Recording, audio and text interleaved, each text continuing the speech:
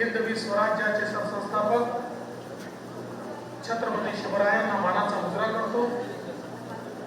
भारतीय राज्यघटनेचे शिल्पकार भारतरत्न डॉक्टर बाबासाहेब आंबेडकर यांना मानवंदना अर्पित करतो।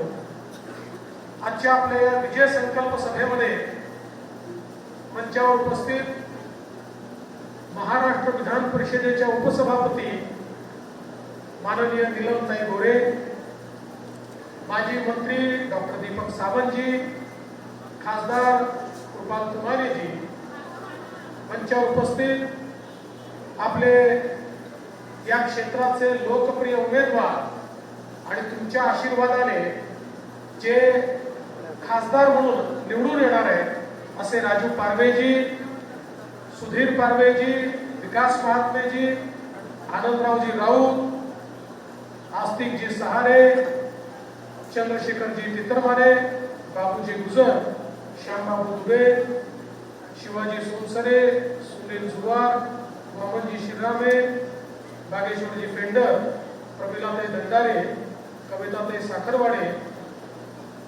तळेकरजी, त्याचप्रमाणे पंकजजी मेश्राम, अश्विनीताई शिवडकर, नेहाताई भोकरे, शिरीजी मेश्राम, विनोदजी इटकेलवार, दिलीपजी सोनटक्के, रोहितजी पारवे, या ठिकाणी थोडे उशिरा आले असे आपले अध्यक्ष अरविंदजी गजबिये, सर्वच मंचावरील मान्यवर आणि या ठिकाणी उपस्थित भारतीय जनता पार्टी, शिवसेना, राष्ट्रवादी काँग्रेस, रिपाई, आपल्या संपूर्ण महायुतीचे सर्व पदाधिकारी आणि कार्यकर्ता, भगिनी आणि बंधुत्व,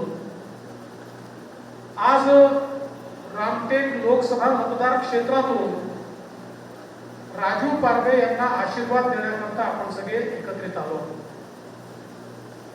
आणि मला विश्वास आहे मागच्या काळामध्ये 2 वेळा कृपाल भाऊंना आपण आशीर्वाद दिला। कृपाल भाऊंनी देखील अतिशय चांगलं काम केलं। आता राजू भाऊंना संधी मिळाली आहे आणि आपल्या सगळ्यांच्या आशीर्वादाने रामटेकचा धनुष्यबाण हा निश्चितपणे दिल्लीला पोहोचेल याबद्दल माझ्या मनात कुठलीही शंका नाही। आपण सगळ्यांनी एक गोष्ट लक्षात घेतली पाहिजे, ही निवडणूक ग्रामपंचायतची नाही, नगरपालिकेची नाही, जिल्हा परिषदेची नाही, विधानसभेची नाही, ही निवडणूक देशाचा नेता निवडण्याची निवडणूक आहे। देशाचा नेता कोण असेल, कोण देश चालवेल, कोण देश चालवू शकतं, कोणाच्या हातात देश सुरक्षित राहणार आहे, कोणाच्या हातात देशाची प्रगती होणार आहे, याचा निर्णय करणारी ही निवडणूक आहे। या निवडणुकीमध्ये 2च खेमे आहेत। एक आहे आपला एनडीए, आपली महायुती, ज्याचं नेतृत्व माननीय मोदीजी करतायत, आणि दुसरीकडे महाविकास आघाडी किंवा इंडिया आघाडी आहे, ज्याचं नेतृत्व राहुल गांधी करतायत। हा सामना बर्वे आणि पारवे मधला नाही आहे, हा सामना मोदी आणि राहुल गांधी मधला आहे। आणि आपली युती कशी आहे? आपली युती अशी आहे की आपल्या युतीला मोदीजींचं मजबूत इंजिन आहे। त्या इंजिनासोबत शिंदे साहेब आहेत, त्याच्यासोबत आठवले साहेब आहेत, अजित पवार साहेब आहेत, वेगवेगळे नेते आहेत, देशभरातले देखील वेगवेगळे नेते आहेत। म्हणजे आपल्या इंजिन सोबत मोठ्या प्रमाणात बोग्या लागल्या आहेत आणि प्रत्येक बोगीत बसायला जागा आहे।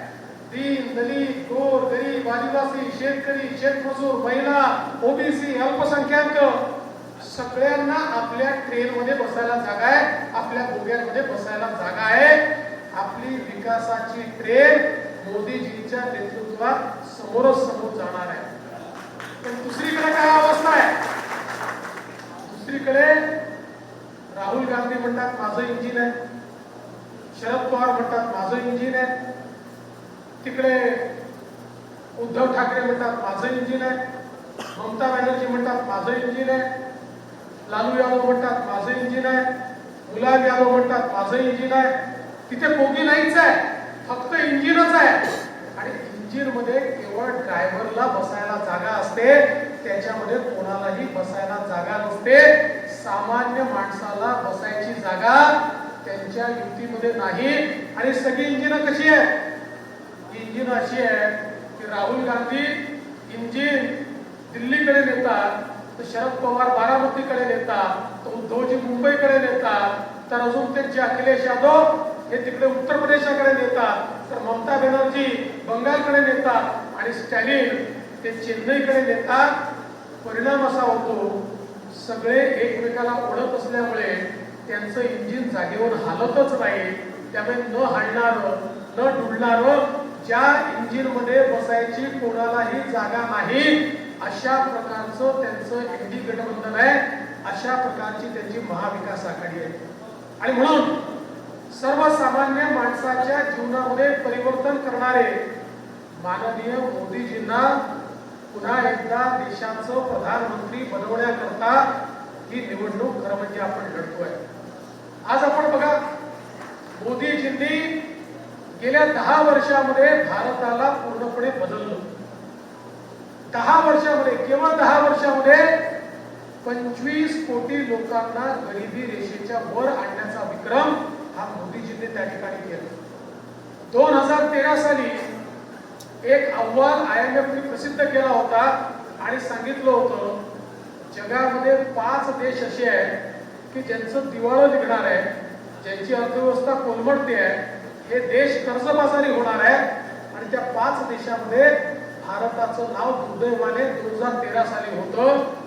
त्याच IMF ने 2023 साली नवीन अहवाल छापला आणि त्यात त्यांनी सांगितलं जगामध्ये सगळ्यात वेगाने विकसित होणारी मजबूत अर्थव्यवस्था जर कुठल्या देशाची असेल तर ती आपल्या भारत देशाची आहे. हे केवळ 10 वर्षांमध्ये. ये वाला लेते हैं. Inverter AC. आप गैम्बलर हो ना? गैम्बलर? जुआ खेलते हो ना? तुम जुआ खेलते हो? अरे नहीं, ये तो कुछ भी बोले जा रहे हैं. इतनी महंगी और नाजुक एसी खरीद कर स्टेबलाइजर नहीं लोगे तो ये जुआ नहीं हुआ तो क्या हुआ? सिर्फ एक फ्लक्चुएशन आपके इन्वर्टर एसी के पार्ट्स को डैमेज कर सकता है. उसे वी गार्ड से सुरक्षित रखिए. V guard, India's number 1 stabiliser. या देशातला भ्रष्टाचार हा कमी करत संपवत मोदीजींनी सामान्य माणसाचं त्या ठिकाणी विकास केला. सामान्य माणसाचे पैसे जे भ्रष्टाचारामध्ये खाल्ले जात होते ते देशाच्या तिजोरीमध्ये मोदीजींनी आणले आणि सामान्य माणसाकरता त्याचा उपयोग केला. परिणाम काय झाला? मोदीजींनी गरीब कल्याणाचा अजेंडा चालवला. तर 10 वर्षामध्ये आज 20 कोटी लोक असे आहेत की जे पूर्वी झोपडीमध्ये राहायचे ते आता पक्क्या घरात राहत आहेत. 11 कोटी घरं अशी आहेत की ज्याच्यामध्ये शौचालय नव्हतं पण शौचालय आता दिलं आहे. 10 कोटी घरं अशी आहेत की जिथे चुलीवर स्वयंपाक व्हायचा त्यांना गॅस देण्यात आलाय. 50 कोटी लोक असे होते की स्वातंत्र्याच्या 70 वर्षानंतर आमच्या माता भगिनींना हंडा घेऊन विहिरीवर नाहीतर नदीवर जावं लागायचं.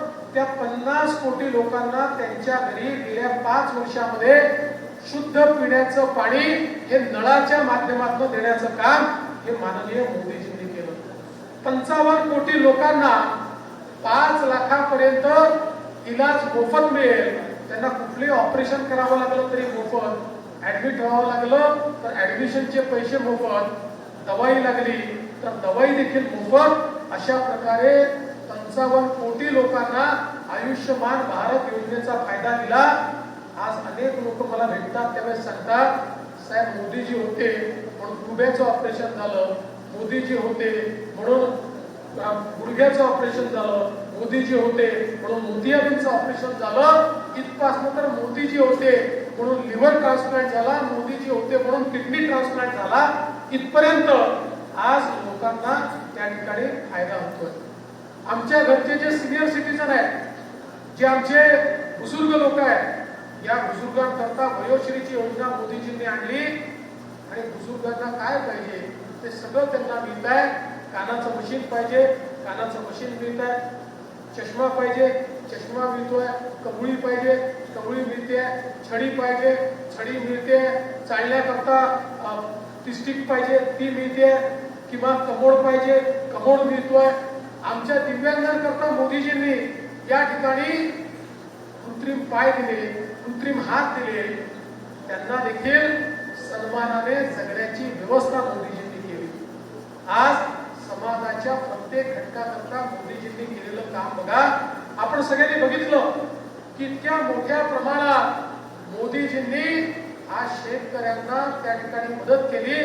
हजारोने लाखो कोटी रुपये थेट शेतकऱ्यांच्या खात्यामध्ये देण्याचं काम हे मोदीजींनी केलं. आणि आपल्याला कल्पना आहे 6,000 रुपये मोदीजी देत आहेत, तर 6,000 रुपये महाराष्ट्रातलं सरकार देखील देत आहे. त्यामुळे प्रत्येक घटकाकरता आज आमच्या युवांकरता 50 कोटी मुद्राचे लोन हे मोदीजींनी दिले.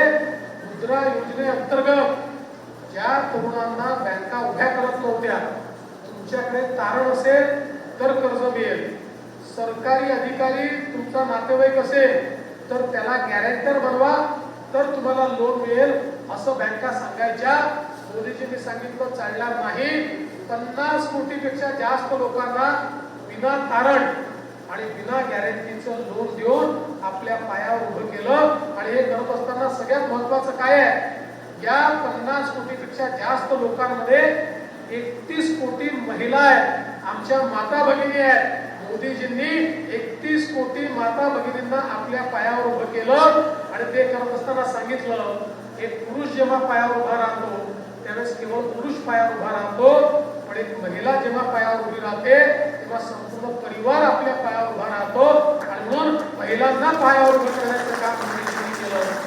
आज देशामध्ये 85 लाख बचत गटांना मदत करून 8 लाख कोटी रुपये हे त्या बचत गटांना देऊन बचत गटांची एक मोठी शृंखला मोदीजींनी उभी केली. आणि त्यातनं आमच्या गरीब महिलांना, गावागावातल्या महिलांना संघटितपणे रोजगाराच्या संधी उपलब्ध करून देण्याचं काम हे मोदीजींच्या माध्यमातून झालेलं आपण बघितलं. खरं म्हणजे या सगळ्या गोष्टी मी सांगत राहिलो तर त्याला अर्धी रात निघून जाईल.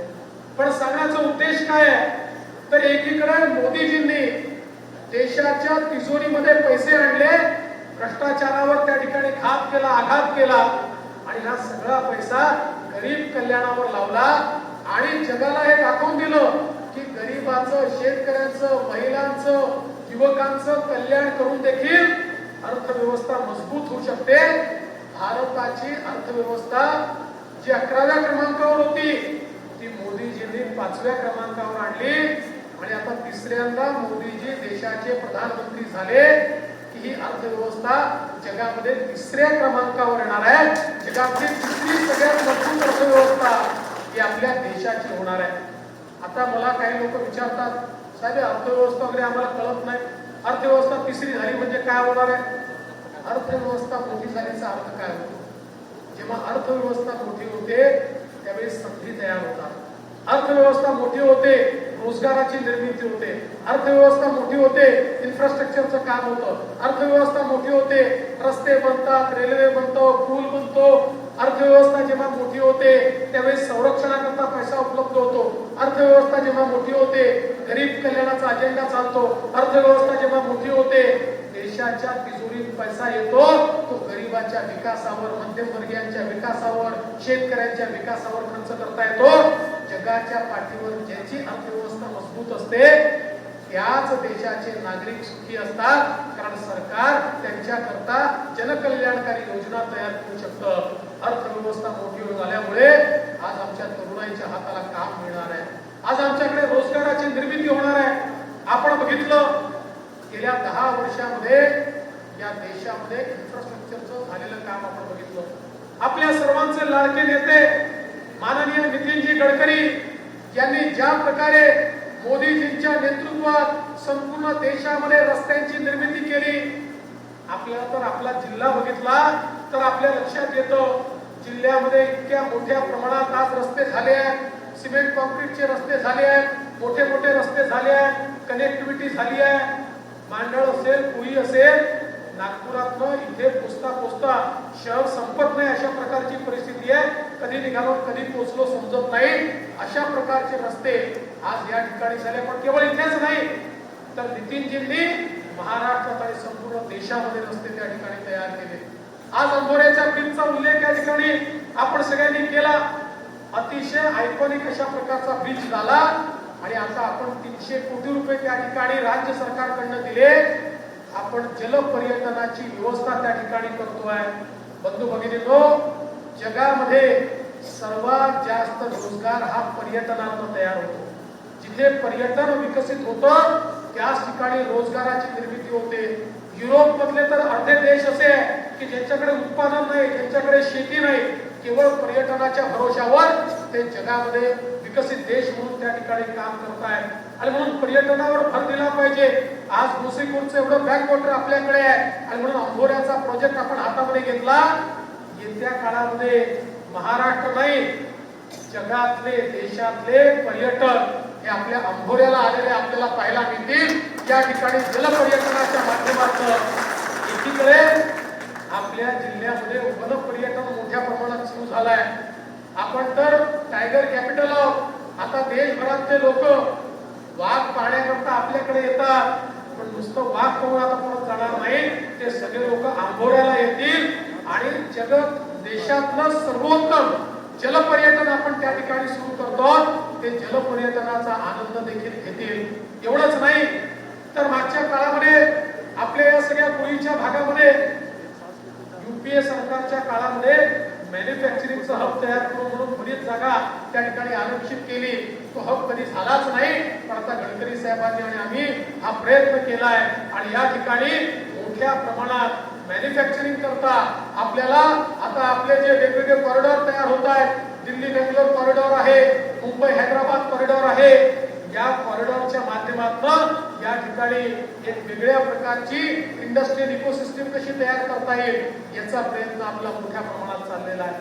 आज गोसीखुर्दच्या संदर्भात आपल्याला कल्पना आहे की अनेक वर्ष गोसीखुर्दचं काम होत नव्हतं. मी मुख्यमंत्री झाल्यानंतर त्याला चालना दिली. 2025 सालापर्यंत गोसीखुर्दचं काम आपण पूर्ण करणार आहोत. पण हे करत असताना त्याचे पुनर्वसनाचे प्रश्न खूप महत्वाचे होते. इतक्या वर्षानंतर आपण पुनर्वसनाचे प्रश्न उघडले. पुन्हा एकदा त्या पुनर्वसनाच्या प्रश्नांवर आपल्याला त्या ठिकाणी ऍडिशनल पैसा देता येत नाही म्हणून सरकारने सांगितलं. पण मी स्वतः ओव्हररूल करून त्या ठिकाणी तो पैसा देण्याचं काम केलं. 250 कोटी रुपये आपण त्या ठिकाणी दिले. पण मला कल्पना आहे अजूनही सगळे प्रश्न सुटले नाहीत. या ठिकाणी सुधीर भाऊंनी, राजू भाऊंनी तिथले प्रश्न मांडलेले आहेत. आता काळजी करू नका, पुन्हा सिंचन विभाग माझ्याचकडे आलेला आहे. ही निवडणूक संपली की एक बैठक त्याची लावतो. आता आचारसंहिता असल्यामुळे फार काही या ठिकाणी बोलता येणार नाही. पण तुम्हाला माहिती आहे गडकरी साहेब असतील, आम्ही सगळे जे बोलतो ते करतो. आम्ही फुटणार लोक नाही आहोत. मला माहिती आहे अडचणी खूप आहे. पण अडचणीतून मार्ग काढणं हे नेत्यांचं काम आहे. आमचे जे काही अधिकारी आहेत ते नेहमीच सांगतात साहेब 25 वर्षापूर्वीचं आता उघडता येत नाही. पण जे 25 वर्षापूर्वीचं उघडता येत नाही ते कसं उघडायचं याची गुरुकिल्ली आमच्याकडे आहे. त्यामुळे तुम्ही काळजी करू नका. याची एक बैठक बोलवून या संदर्भातले मार्ग, वाढीव प्लॉट्सचे विषय असतील, इतर विषय असतील, या संदर्भातले मार्ग देखील आपण निश्चितपणे काढू. कारण शेवटी आपल्याला जनतेच्या विकासाकडे या ठिकाणी लक्ष द्यायचं आहे. आणि म्हणून बंधू भगिनींनो, आज आपण पाहू शकतो की ज्या प्रकारे देशाचा आणि महाराष्ट्राचा विकास होतोय. महाराष्ट्रामध्ये एकनाथराव शिंदेजींच्या नेतृत्वात आम्ही काम करतोय आणि आपलं हे सरकार, मी असेल, अजितदादा असतील, इतके आपण निर्णय घेतले. आज हे सगळे निर्णय आपल्याला मी सांगून आपला वेळ घेणार नाही. कारण ही विधानसभेची निवडणूक नाही, ही देशाची निवडणूक आहे. आज लक्षात ठेवा, आपण ज्यावेळी राजू पारवेंच्या धनुष्यबाणाचं बटन दाबतो, वोट केवळ राजू पारवेंना मिळत नाही, वोट थेट मोदीजींना त्या ठिकाणी मिळतं. राजू पारवेंना दिलेलं वोट हे मोदीजींना वोट आहे. अन्य कोणाला दिलेलं वोट हे राहुल गांधींना दिलेलं वोट आहे. आता तुम्ही सांगा आपल्याला प्रधानमंत्री म्हणून कोण हवाय? कोण हवाय? कोण हवाय? मोदीजी हवेत. तर मोदीजींकरता राजू पारवेंना आपल्याला मतदान करावं लागेल. खरं म्हणजे एक तरुण अशा प्रकारचे आमदार राजू पारवे या ठिकाणी उत्तम काम करत होते. त्यांना आता लोकसभेकरता आपण त्या ठिकाणी निवडलंय. आता सगळ्यात जास्त जबाबदारी उमरेड मतदारसंघाची आहे. पहिल्यांदा तुम्हाला खासदारकीचा मान मिळतोय आणि खासदारकीचा मान मिळत असताना हा मतदारसंघ इतर मतदारसंघापेक्षा जास्त लीड जर देणार नाही तर लोक म्हणतील उमरेडकरांवर कुळी मांडळ या सगळ्या लोकांवर भरोसा ठेवू नका, त्यांच्या इथला माणूस दिला तरी ते मतदान कमी करतात असा शिक्का माथ्यावर लावू नका. मला विश्वास आहे उमरेड मतदारसंघाने जर या ठिकाणी मनावर घेतलं सर्वाधिक लीड ही या ठिकाणी राजू भाऊंना मिळेल. कारण उमरेड मतदारसंघाच्या विकासाचा विचार करणारे सगळे नेते हे या मंचावर आहेत. या मंचावरच्या नेत्यांनी विचार केला तर निश्चितपणे एक चांगला लीड आपल्याला या ठिकाणी मिळू शकतो. आणि म्हणून येत्या 19 तारखेला माननीय मोदी साहेबांच्या विकासाच्या अजेंड्याला पुढे नेण्याकरता, एक मजबूत भारत बनवण्याकरता, आणि मोदीजींनी परवा आले होते, काय सांगितलं आपण ऐकलं असेल कराडला. मोदीजी म्हणाले पिछले 10 साल तो ट्रेलर था, पिक्चर अभी बाकी है, अगले 5 साल में आपको पिक्चर देखने को मिलेगा. मोदीजी म्हणाले जसे एखाद्या हॉटेलमध्ये गेलं तर पहिले स्टार्टर खायला येतं, मग थाळी येते. गेले 10 वर्ष स्टार्टर होतं, असली थाळी तर पुढच्या 5 वर्षात मिळणार आहे. पुढच्या 5 वर्षामध्ये आपले आणि आपल्या येणाऱ्या पिढीचे भाग्य बदलणार अशा प्रकारचे 5 वर्ष असणार आहेत. आणि याकरता मोदीजींना मतदान करण्याची संधी आपल्याला मिळाली आहे. आपण सर्वांनी त्यांना मतदान करावं आणि राजू भाऊंना प्रचंड मताने निवडून द्यावं एवढीच आपल्याला विनंती करतो आणि माझं बोलणं संपवतो. धन्यवाद. जय हिंद, जय महाराष्ट्र.